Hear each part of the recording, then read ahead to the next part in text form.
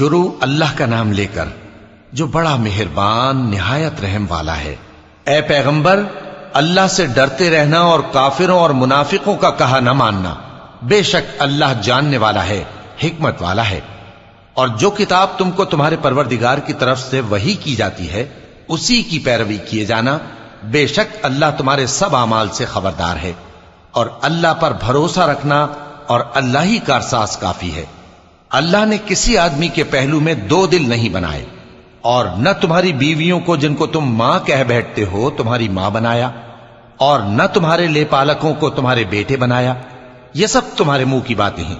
اور اللہ تو سچی بات فرماتا ہے اور وہی سیدھا رستہ دکھاتا ہے۔ مومنو، منہ بولے بیٹوں کو ان کے باپوں کے نام سے پکارا کرو کہ اللہ کے نزدیک یہی بات درست ہے۔ اگر تم کو ان کے باپوں کے نام معلوم نہ ہو تو دین میں وہ تمہارے بھائی اور دوست ہیں، اور جو بات غلطی سے ہو گئی ہو اس کا تم پر کچھ گناہ نہیں، لیکن جو قصد دلی سے کرو اس پر مواخذہ ہے، اور اللہ بخشنے والا ہے، مہربان ہے۔ پیغمبر مومنوں پر ان کی جانوں سے بھی زیادہ حق رکھتے ہیں، اور پیغمبر کی بیویاں لوگوں کی مائیں ہیں، اور رشتہ دار آپس میں کتاب اللہ کی روح سے مسلمانوں اور مہاجروں کے مقابلے میں ایک دوسرے کے ترکے کے زیادہ حقدار ہیں، مگر یہ کہ تم اپنے دوستوں کے ساتھ احسان کرنا چاہو۔ یہ حکم کتاب یعنی قرآن میں لکھ دیا گیا ہے۔ اور جب ہم نے پیغمبروں سے ان کا عہد لیا، اور تم سے اور نوح سے اور ابراہیم سے اور موسیٰ سے اور مریم کے بیٹے عیسیٰ سے، اور ہم نے عہد بھی ان سے پکا لیا تاکہ سچ کہنے والوں سے ان کی سچائی کے بارے میں اللہ دریافت کرے، اور اس نے کافروں کے لیے دکھ دینے والا عذاب تیار کر رکھا ہے۔ مومنو، اللہ کی اس مہربانی کو یاد کرو جو اس نے تم پر اس وقت کی جب فوجیں تم پر حملہ کرنے کو آئیں تو ہم نے ان پر آندھی چھوڑ دی اور ایسے لشکر نازل کیے جن کو تم دیکھ نہیں سکتے تھے، اور جو کام تم کرتے ہو اللہ ان کو دیکھ رہا ہے۔ جب وہ لوگ تمہارے اوپر اور نیچے کی طرف سے تم پر چڑھ آئے، اور جب تمہاری آنکھیں پھر گئیں اور دل مارے دہشت کے گلوں تک پہنچ گئے، اور تم اللہ کی نسبت طرح طرح کے گمان کرنے لگے، اس موقع پر مومن آزمائے گئے اور سختی سے ہلا ہلا دیے گئے۔ اور جب منافق اور وہ لوگ جن کے دلوں میں بیماری تھی کہنے لگے کہ اللہ اور اس کے رسول نے تو ہم سے محض دھوکے کا وعدہ کیا تھا، اور جب ان میں سے ایک جماعت کہتی تھی کہ اے اہل یثرب، یہاں تمہارے ٹھہرنے کا مقام نہیں تو لوٹ چلو، اور ایک گروہ ان میں سے پیغمبر سے اجازت مانگنے اور کہنے لگا کہ ہمارے گھر کھلے پڑے ہیں، حالانکہ وہ کھلے نہیں تھے، وہ تو صرف بھاگنا چاہتے تھے۔ اور اگر فوجیں اطراف مدینہ سے ان پر آ داخل ہوں، پھر ان سے خانہ جنگی کے لیے کہا جائے تو فوراً کرنے لگیں، اور اس کے لیے بہت کم توقف کریں، حالانکہ پہلے اللہ سے اقرار کر چکے تھے کہ پیٹ نہیں پھیریں گے، اور اللہ سے جو اقرار کیا جاتا ہے اس کی ضرور پرسش ہوگی۔ کہہ دو کہ اگر تم مرنے یا مارے جانے سے بھاگتے ہو تو بھاگنا تم کو فائدہ نہیں دے گا، اور اس صورت میں تم بہت ہی کم فائدہ اٹھاؤ گے۔ کہہ دو کہ اگر اللہ تمہارے ساتھ برائی کا ارادہ کرے تو کون تم کو اس سے بچا سکتا ہے، یا اگر تم پر مہربانی کرنا چاہے تو کون اس کو ہٹا سکتا ہے۔ اور یہ لوگ اللہ کے سوا کسی کو نہ اپنا دوست پائیں گے اور نہ مددگار۔ اللہ تم میں سے ان لوگوں کو بھی جانتا ہے جو لوگوں کو منع کرتے ہیں اور اپنے بھائیوں سے کہتے ہیں کہ ہمارے پاس چلے آؤ، اور وہ لڑائی میں نہیں آتے مگر کم، یہ اس لیے کہ تم سے بخل کرتے ہیں۔ پھر جب ڈر کا وقت آئے تو تم ان کو دیکھو کہ تمہاری طرف دیکھ رہے ہیں، اور ان کی آنکھیں اسی طرح پھر رہی ہیں جیسے کسی کو موت سے غشی آ رہی ہو۔ پھر جب خوف جاتا رہے تو تیز تیز زبانوں کے ساتھ تمہارے بارے میں باتیں کریں اور مال میں بخل کریں۔ یہ لوگ حقیقت میں ایمان لائے ہی نہ تھے، تو اللہ نے ان کے اعمال برباد کر دیے، اور یہ اللہ کو آسان تھا۔ یہ لوگ خوف کے سبب خیال کرتے ہیں کہ فوجیں نہیں گئیں، اور اگر لشکر آ جائیں تو تمنا کریں کہ کاش خانہ بدوشوں میں جا رہے، اور تمہاری خبر پوچھا کریں، اور اگر تمہارے درمیان ہو تو لڑائی نہ کریں مگر کم۔ مسلمانوں، تم کو اللہ کے رسول کی پیروی کرنی بہتر ہے، یعنی ہر اس شخص کو جسے اللہ سے ملنے اور روز قیامت کے آنے کی امید ہو، اور وہ اللہ کا ذکر کثرت سے کرتا ہو۔ اور جب مومنوں نے کافروں کے لشکر کو دیکھا تو کہنے لگے یہ وہی ہے جس کا اللہ اور اس کے پیغمبر نے ہم سے وعدہ کیا تھا، اور اللہ اور اس کے پیغمبر نے سچ کہا تھا، اور اس سے ان کا ایمان اور اطاعت اور زیادہ ہو گئی۔ مومنوں میں کتنے ہی ایسے شخص ہیں کہ جو اقرار انہوں نے اللہ سے کیا تھا اس کو سچ کر دکھایا۔ پھر ان میں بعض ایسے ہیں جنہوں نے اپنی نظر پوری کر دی، یعنی جان دے دی، اور بعض ایسے ہیں کہ انتظار کر رہے ہیں، اور انہوں نے اپنے قول کو ذرا بھی نہیں بدلا، تاکہ اللہ سچوں کو ان کی سچائی کا بدلہ دے اور منافقوں کو چاہے تو عذاب دے یا ان پر مہربانی فرمائے۔ بے شک اللہ بخشنے والا ہے، مہربان ہے۔ اور جو کافر تھے ان کو اللہ نے پھیر دیا، وہ اپنے غصے میں بھرے ہوئے تھے، کچھ بھلائی حاصل نہ کر سکے، اور اللہ مومنوں کے لیے لڑائی میں کافی ہو گیا، اور اللہ زور آور ہے، غالب ہے۔ اور اس نے اہل کتاب میں سے جن لوگوں نے ان کی یعنی مکے والوں کی مدد کی تھی ان کو ان کے قلعوں سے اتار دیا اور ان کے دلوں میں دہشت ڈال دی، تو بعض کو تم قتل کر دیتے تھے اور بعض کو قید کر لیتے تھے، اور ان کی زمین اور ان کے گھروں اور ان کے مال کا اور اس زمین کا جس میں تم نے پاؤں بھی نہیں رکھا تھا اس نے تم کو وارث بنا دیا، اور اللہ ہر چیز پر قدرت رکھتا ہے۔ اے پیغمبر، اپنی بیویوں سے کہہ دو کہ اگر تم دنیا کی زندگی اور اس کی زینت و آرائش چاہتی ہو تو آؤ میں تمہیں کچھ مال دوں اور اچھی طرح سے رخصت کر دوں، اور اگر تم اللہ اور اس کے پیغمبر اور عاقبت کے گھر یعنی بہشت کی طلبگار ہو تو تم میں جو نیکوکار ہیں ان کے لیے اللہ نے اجر عظیم تیار کر رکھا ہے۔ اے پیغمبر کی بیویوں، تم میں سے جو کوئی کھلی ناشائستہ حرکت کرے گی اس کو دونی سزا دی جائے گی، اور یہ بات اللہ کو آسان ہے۔ اور جو تم میں سے اللہ اور اس کے رسول کی فرما بردار رہے گی اور عمل نیک کرے گی اس کو ہم دونا ثواب دیں گے، اور اس کے لیے ہم نے عزت کی روزی تیار کر رکھی ہے۔ اے پیغمبر کی بیویوں،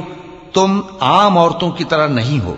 اگر تم پرہیزگار رہنا چاہتی ہو تو کسی اجنبی شخص سے نرم لہجے میں بات نہ کرو، تاکہ وہ شخص جس کے دل میں کسی طرح کا روگ ہے کوئی امید نہ پیدا کر لے،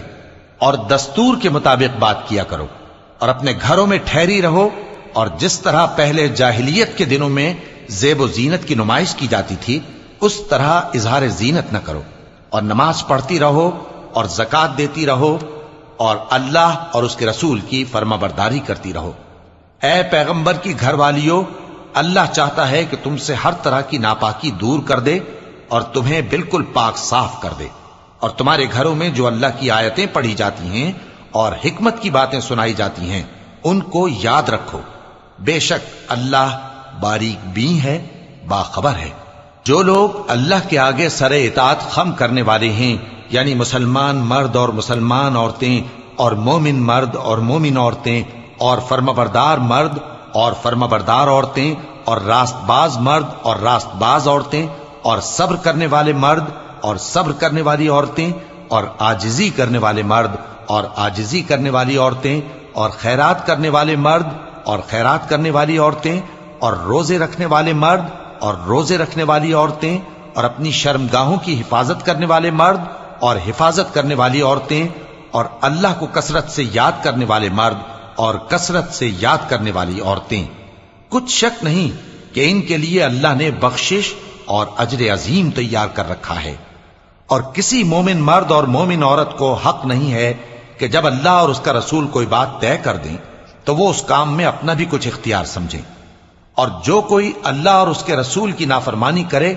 وہ بالکل گمراہ ہو گیا۔ اور جب تم اس شخص سے جس پر اللہ نے احسان کیا تھا اور تم نے بھی احسان کیا تھا یہ کہتے تھے کہ اپنی بیوی کو اپنے پاس رہنے دے اور اللہ سے ڈر، اور تم اپنے دل میں وہ بات چھپا رہے تھے جس کو اللہ ظاہر کرنے والا تھا، اور تم لوگوں سے ڈرتے تھے، حالانکہ اللہ ہی اس کا زیادہ مستحق ہے کہ اس سے ڈرو۔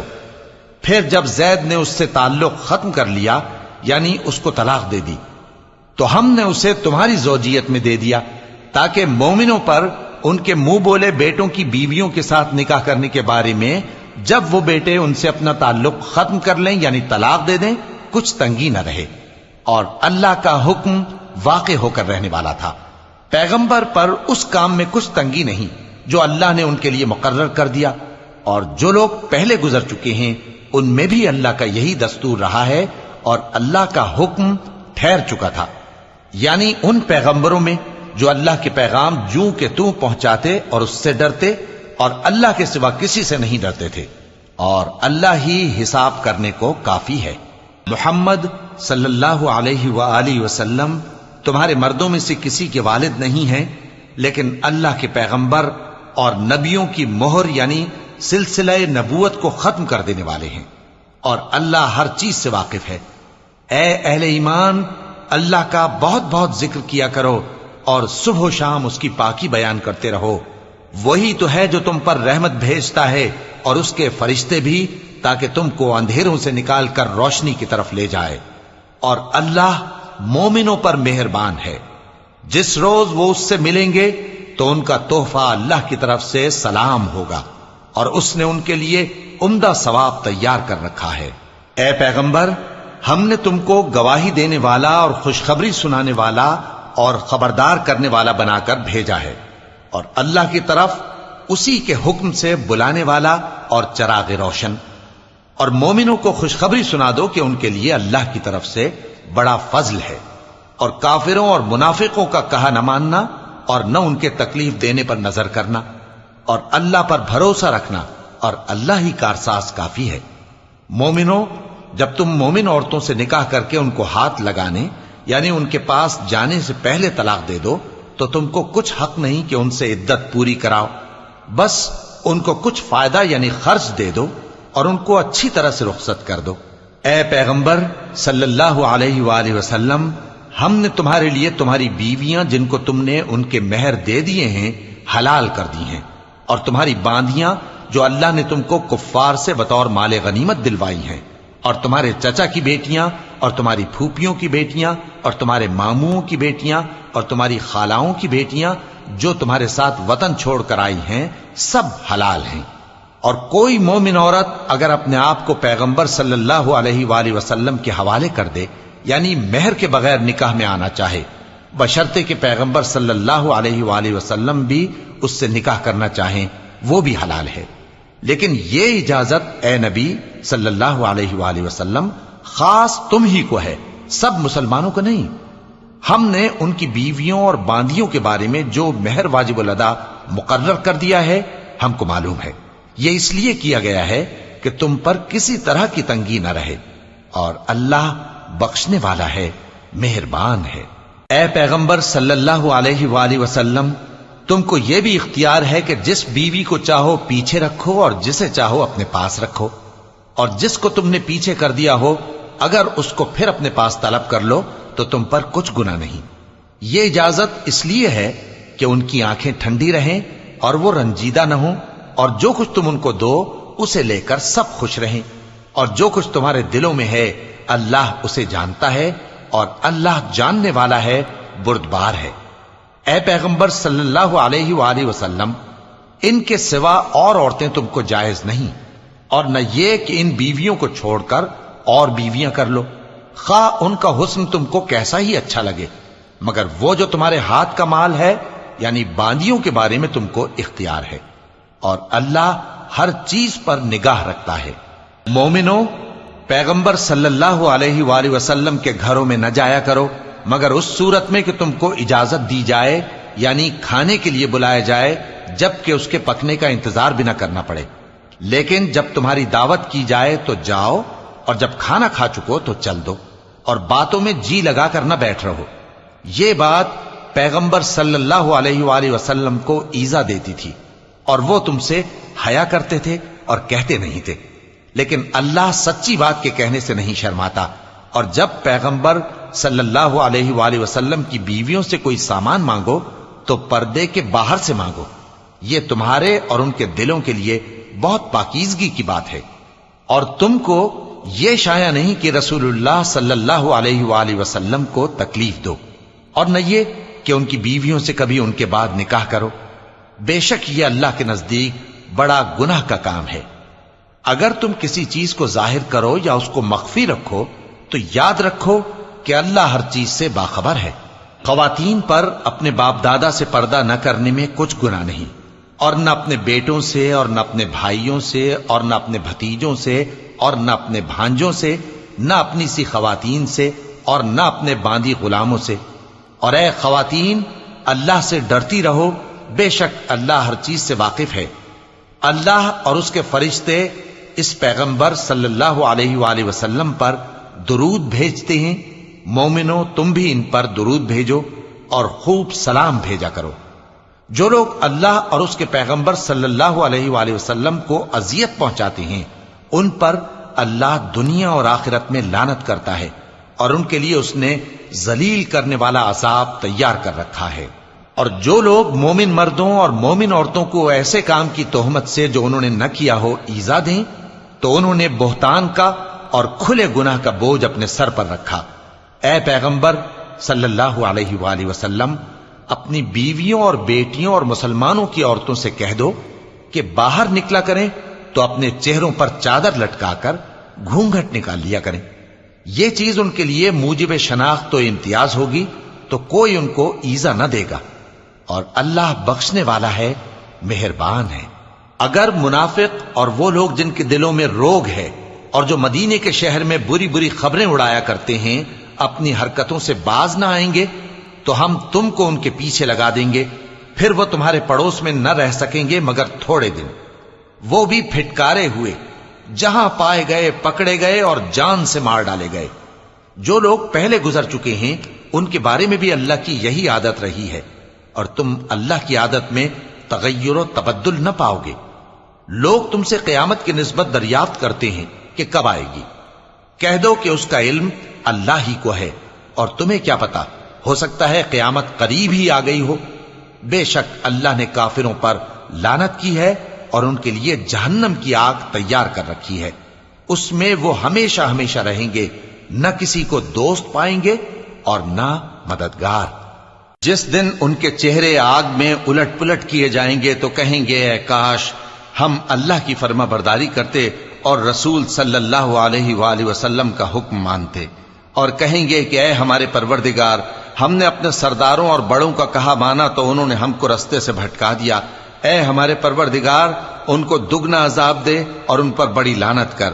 مومنو تم ان لوگوں جیسے نہ ہونا جنہوں نے موسیٰ کو عیب لگا کر رنج پہنچایا تو اللہ نے ان کو بے عیب ثابت کر دیا اور وہ اللہ کے نزدیک آبرو والے تھے۔ مومنو اللہ سے ڈرا کرو اور بات سیدھی کہا کرو، وہ تمہارے سب کام سنوار دے گا اور تمہارے گناہ بخش دے گا، اور جو شخص اللہ اور اس کے رسول صلی اللہ علیہ وآلہ وسلم کی فرمانبرداری کرے گا تو بے شک بڑی مراد پائے گا۔ ہم نے بار امانت کو آسمانوں اور زمین اور پہاڑوں پر پیش کیا تو انہوں نے اس کے اٹھانے سے انکار کیا اور اس سے ڈر گئے، اور انسان نے اس کو اٹھا لیا، بے شک وہ بڑا ظالم بڑا جاہل ہے۔ تاکہ اللہ منافق مردوں اور منافق عورتوں اور مشرک مردوں اور مشرک عورتوں کو عذاب دے، اور اللہ مومن مردوں اور مومن عورتوں پر مہربانی کرے، اور اللہ تو بخشنے والا ہے، مہربان ہے۔